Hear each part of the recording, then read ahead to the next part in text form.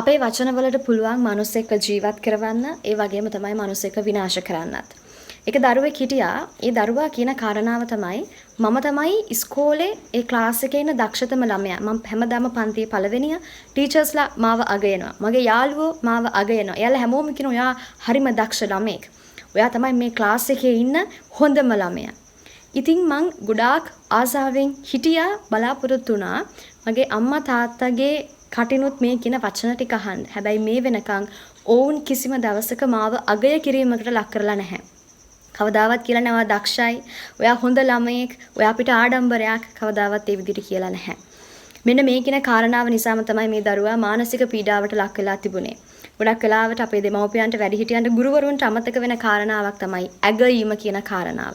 අපි නොහිතුවට අපේ වචන වලට බලයක් තියෙනවා. මිනිසුන්ව සතුටු කරවන්න පුළුවන් උපරිමයෙන් මේ වචන වලට.